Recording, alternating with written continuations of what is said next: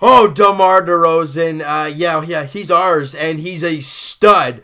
Raptors win 124-115 over the Chicago Bulls, and I mean, it was a lot bigger than that, but a couple big shots late, that they got, doesn't really matter. And the Raptors do come away with the victory after a very scary first quarter. Now we'll get to that in a second. Obviously they were down. I was scared coming into this game, I have to admit. You just had a very, very emotional game on New Year's Day event against a very, very good Milwaukee Bucks team, and DeMar DeRozan was on fire. Obviously, the 52-point performance. Was this going to be a little bit of a trap game? You come to Chicago, the record-wise, they're not all that great, and but they've been playing well lately, and the Raptors have not played well overall inside the Chicago arena. Now, obviously losing 6 straight, in Chicago, dating back, it was 2013 was the last time the Raptors won there, as well as the emotion. I didn't know what I was going to see today. I think we all kind of felt the same way. And the first quarter kind of told us what we were kind of expecting. However, things changed. The first quarter was exactly what happened in Dallas, where they didn't come out, they didn't shoot the ball well. The other team was shooting the ball well, and you were down, and it sucked. However, it changed. Let's quickly go through it. Raptors +7 in the second quarter, +3 in the third quarter, and +9 in the fourth quarter. You win the rest of the game, and you come away with the victory. But the big man in this game, DeMar DeRozan, after putting up the 52-point performance, we didn't expect 52. We're like, just give us 20+, and we're happy. 35 for DeMar DeRozan, 3 boards, 6 assists, and 3 steals. Also some very, very good defense in this one by DeMar. 10 of 20 shooting, 50%. Look, at one point in the game, he was 1 for 8 or 1 for 7. I mean, he had a really tough start to the game, as the whole team did. Him and Kyle really struggled early in this game finding their shot. DeMar found it in that third quarter, ended up being... The great thing about DeMar DeRozan, if his shot's not falling, he'll find ways to get to the free throw line, and that'll kind of get him going. That's what happened in this one. His jumper wasn't falling. He made a 3 early, but it was kind of, get to the free throw line from there. He was 10 of 10 from the line, 5 of 8 from 3. Once again, the guy is a freak right now. I mean, I think it's over his last little bit. He's shooting over 50% from 3. I mean, we can't expect him to sustain that. However, wow. And the great thing about this, Kyle Lowry ends with 16 points. Now, he really, really struggled in this one. You saw him, I think it was in the third quarter, grabbing his wrist or hand or whatever he was grabbing there. And I was like, oh boy, is he going to come off? He didn't come off, and then he missed some shots. And I'm like, Kyle, if you're not healthy, don't hurt the team.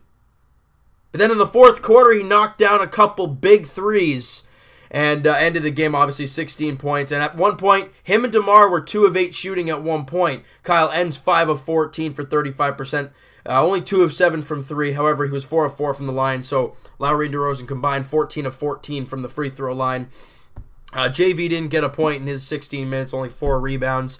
Not what we're used to seeing with JV against the Bulls. Usually he lights them up. Serge Ibaka. Now this was a great night for Serge, because you look at the last game and we're like, you know what? He played great defense, but he only had 11 points, 8 rebounds, and didn't shoot the ball well. He didn't look like he was confident, he wasn't taking good shots, and he just wasn't making them. But today, he ends the game, 16 points, 7 rebounds, and 3 blocks, 7 of 12 shooting for 58%, 1 of 3 from 3, and he made 1 free throw.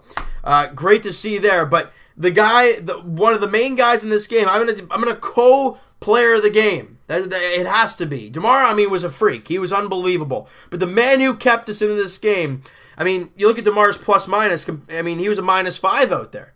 Yes, he did have, 35 points. But the man of this game, DeLon Wright. Career highs all over the place for DeLon. Listen to this. Let me just break this baby down real quick.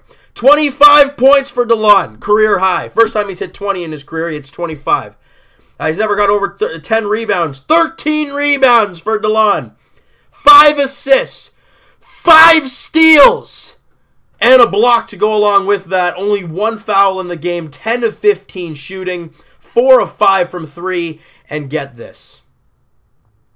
He was a plus 28 on the floor.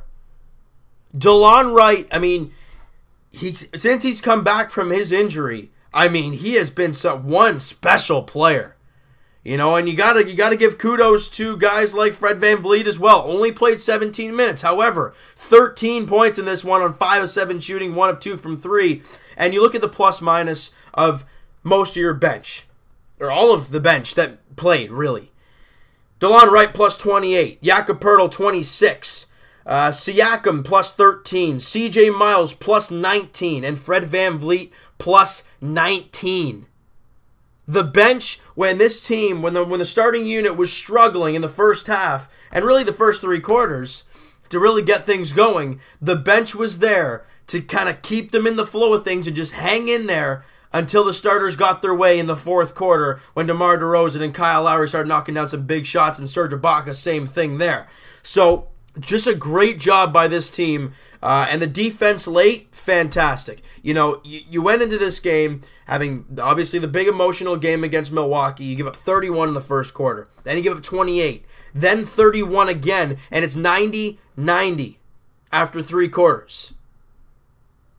You only give up 25 in that fourth quarter, and just the defense by that team, the hustle, the contested shots. This team did an unbelievable job in that fourth quarter, boxing out, you know, contesting their threes. That was a big issue early in the game. They were getting too many wide open looks. And, you know, as much as I'm like, oh, they won the second, third, and fourth quarter, that's great. But at times in the second quarter and at times in the third quarter, I think both times you were stuck 10 at one point.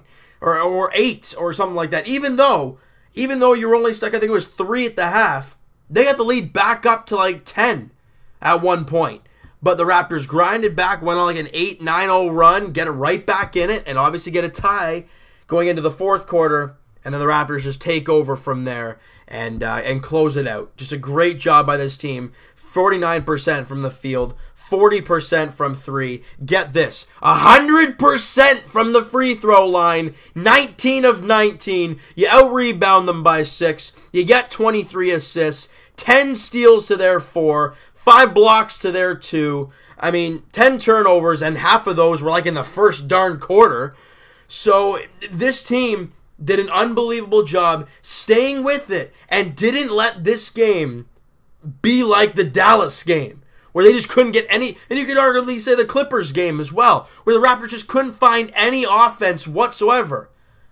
They couldn't in the first quarter. They only had 21. Their shots were contested, and when they were wide open, they weren't knocking them down. It was tough, and even DeMar was, like I said, 1 of 7, 2 of 8 to start. But they found their mojo because the bench kept them in the game.